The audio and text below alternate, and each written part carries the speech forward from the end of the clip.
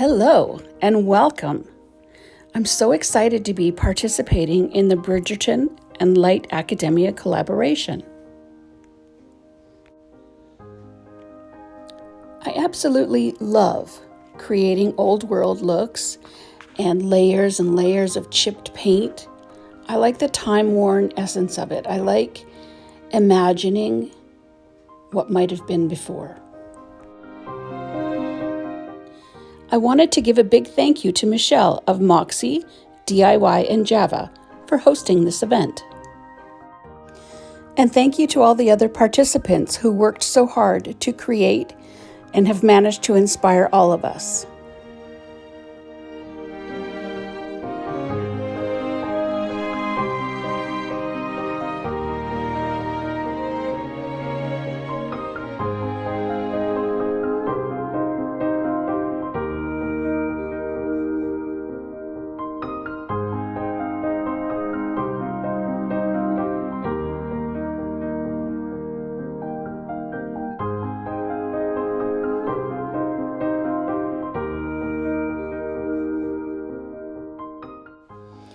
My projects have all been made from thrifted items.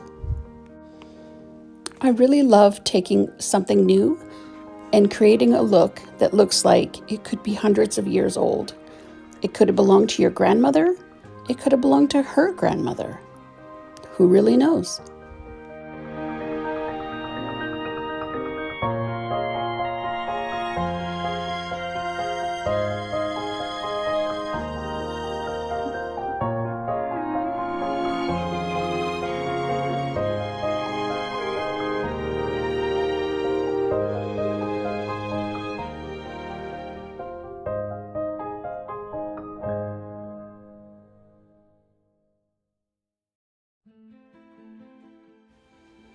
I purchased this pair of busts for $5 each.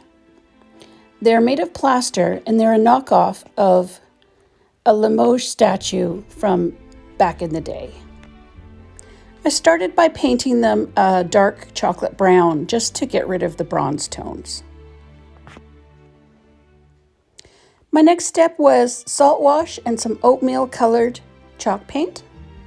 I mixed it up and started to apply it in a patting motion all over the busts. The patting motion helped me avoid brush strokes, but gave me a lot of texture to work with. My next step was to then take a duck egg blue color and pat it in the same motion into the crevices and recessed areas of both of the busts.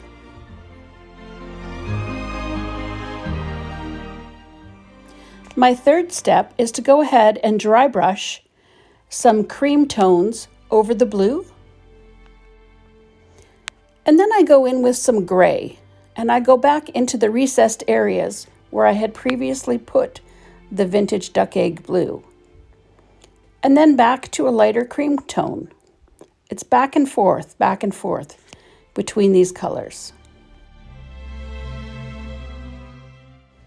These are all done with a really dry brush, so wipe most of your paint off on your paper first.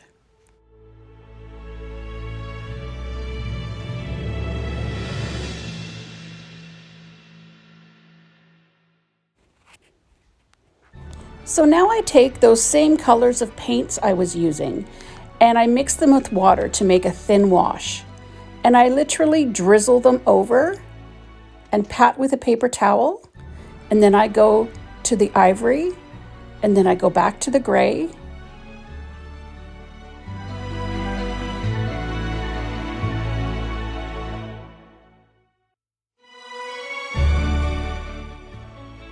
Every layer you add adds drama and age to the piece.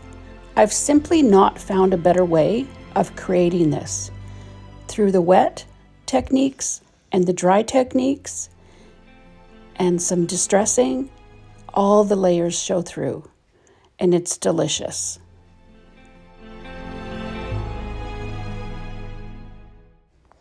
Here I'm adding a greenish brown. It's the darkest color yet. I'm doing it in my drippy fashion, and I will come back and pat it with my napkin and that will get rid of any hard edges I'm creating. I also will spritz it with water with a fine mist and let it run down the piece into the deepest cracks, and then pat away.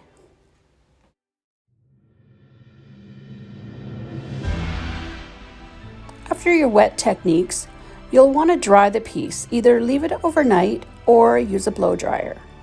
And then come back in with one of the cream tones or a couple of the cream tones and just bring back up some of the lightest details. I then seal them with a clear wax, which I haven't shown, and then I come in with a bit of antiquing wax and I just accentuate some of the features around the neck area, in the deep crevices of the eyes, the nose, and the mouth. And I think it really adds to the realistic look and the stone-like look that I was going for.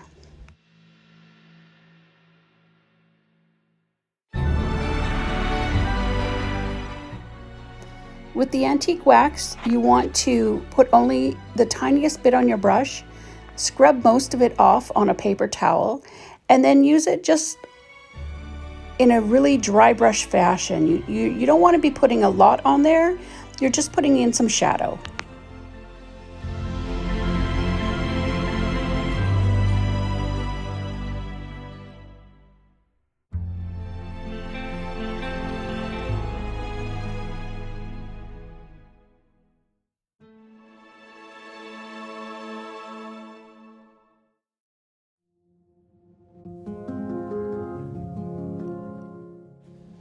This next piece I thrifted for about $4. It reminded me of an old-fashioned coat of arms or a family crest. So that's what I decided to do with it. I used a crest stamp from the Iron Orchid Designs Queen Bee stamp kit and some paper clay. I rolled it out and I pressed the stamp into the clay. I tore away the edges of the stamp, I lifted it carefully, and I put white glue on the back side.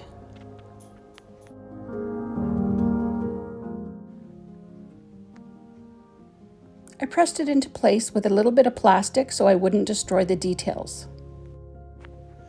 I painted a French teal color all over. I had to go back and paint the plaque sign in brown once it was dry. Then I went back in with a lighter teal on the center and dry brushed some of that lighter teal on the outer edges.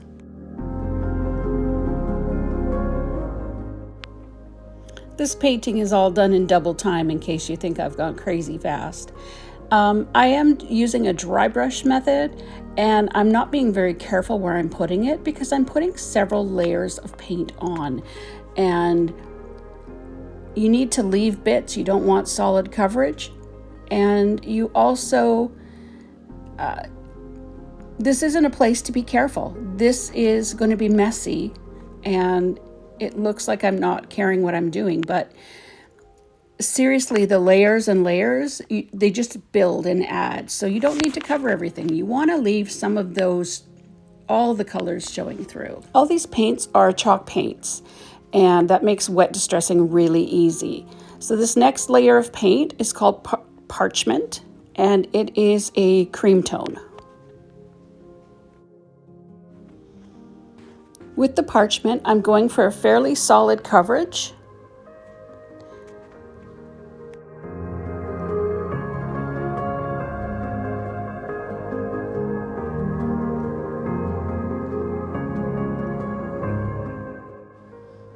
I do go back in here and put a second coat of parchment because I wanted it a little bit more solid. Now it's time for wet distressing.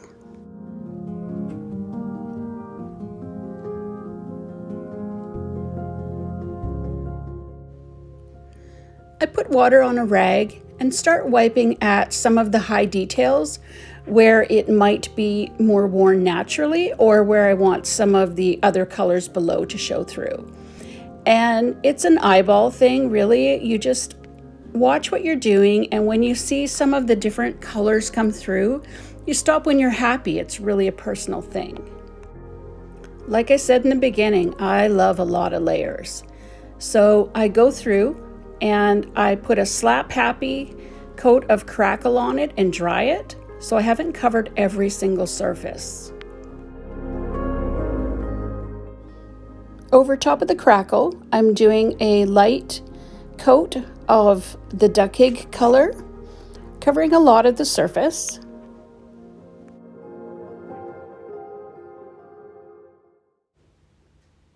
On the flat surfaces, I'm getting more coverage, but on the textured surfaces, especially the crest in the center, I'm using a dry brush method because I don't want to completely cover everything.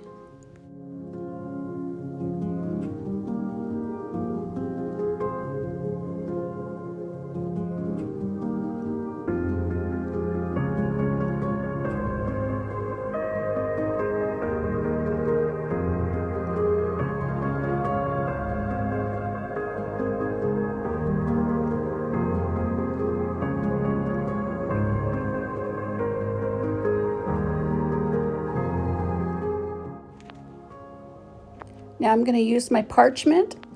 I'm going to use a dry brush, wiping most of it off on the paper, and then dry brush over my surfaces again. Like I said, layers and layers, more is more.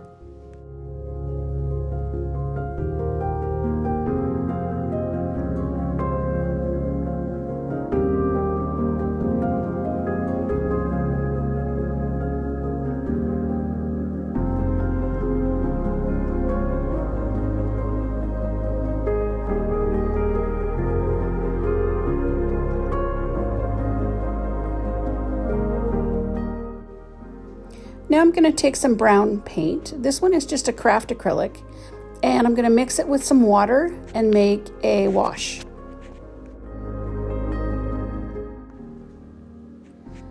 I'm going to quickly swipe the paint on and wipe it back and work only in small areas so that I don't end up with hard edges and it's just sinking into the recessed areas.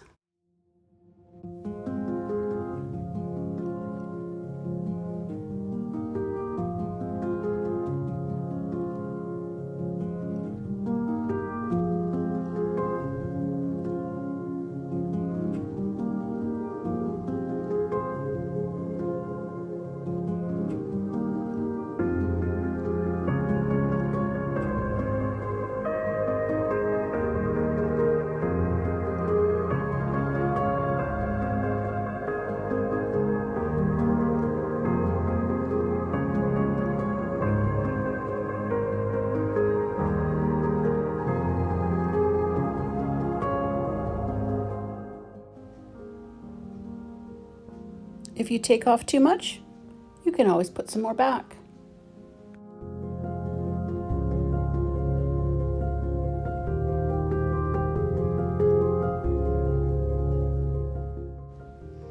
So I know there's probably people out there going, how many layers are you going to do? Well, look at all of these layers. Bits and pieces, dark and light. How good is that? How good is that?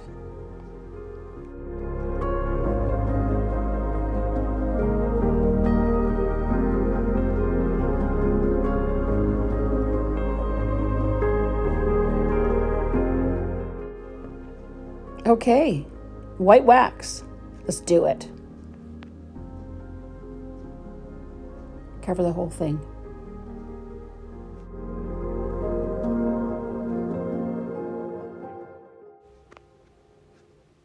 Once you've got your white wax on, go ahead and dry it back, wipe it back with a soft cloth.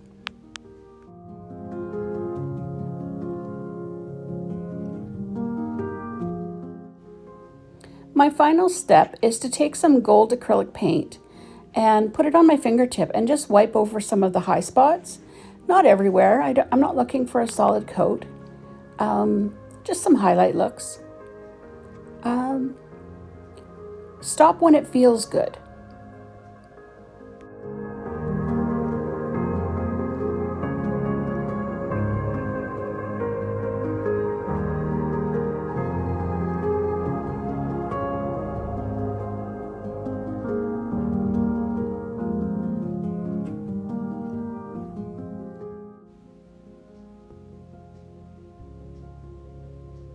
I really love the details that show up in these close-up shots.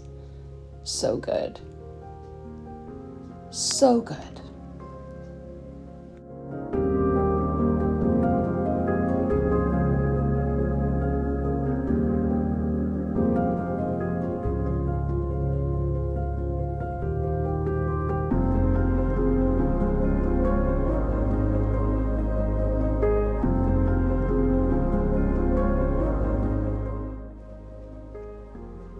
My third set of projects are some little urns.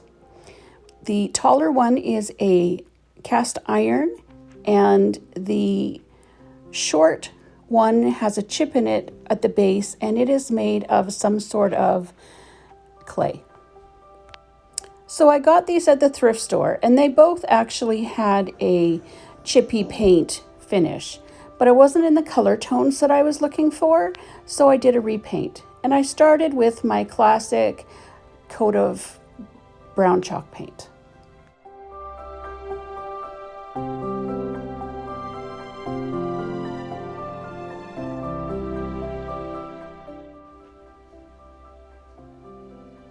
I did a second coat of the brown just because I wanted to really get into some of those grooves and crevices.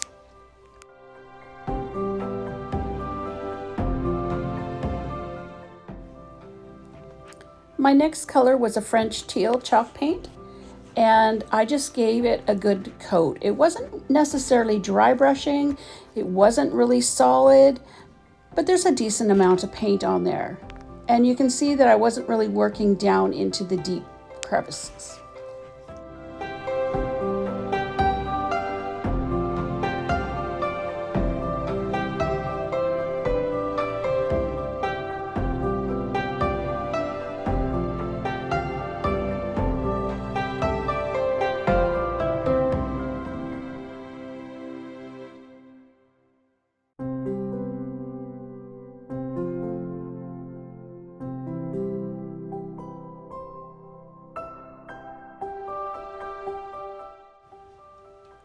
This next coat was a shade of a medium tone gray.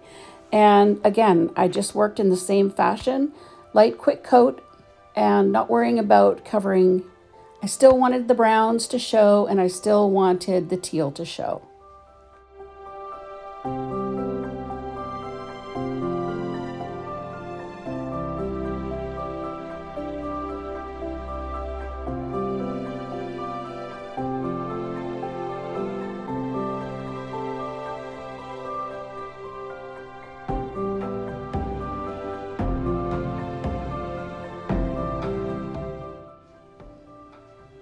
I dry with the blow dryer. You can see the gray is lightening up from the dark tone to a lighter gray.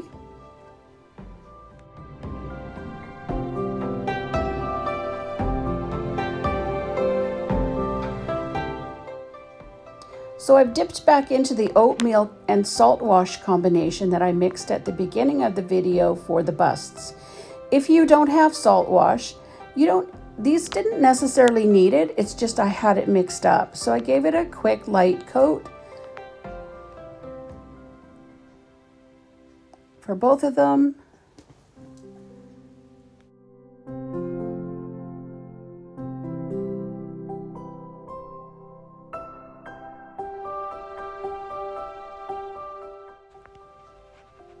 This next color is back into the parchment, and I'm giving it quite a heavy coat.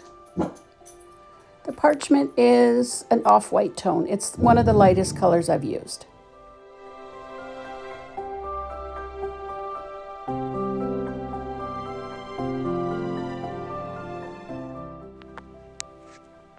Now I'm going in with my wet rag, and I am distressing and wiping back some of the layers to show all the colors that we've been using all along.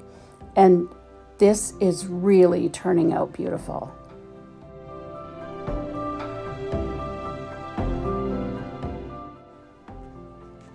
Sometimes if the paint is really dry or if it's cured a little while, it can be a little hard to remove. So you can go ahead and mist the piece with a little bit of water and then wipe, and you'll find it a lot easier because the chalk paint reactivates with the moisture.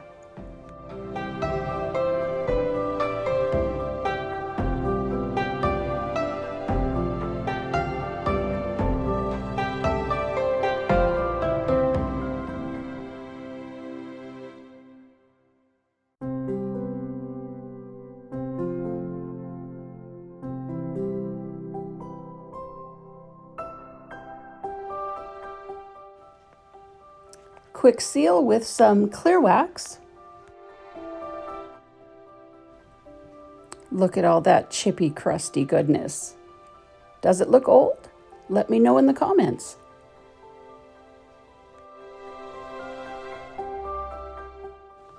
My final thrift project is a wooden box that I think contained tea at one point.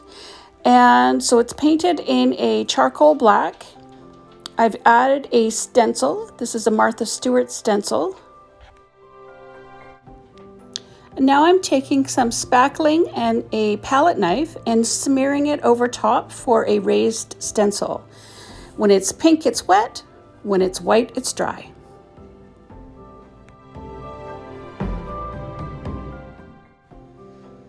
Then I take some paper clay and the Iron Orchid Design acanthus mold, and I make some molds to fit around the top of the box. I give the box a coat of the French teal chalk paint inside and out. I then take some gold metallic paint and paint all the paper clay.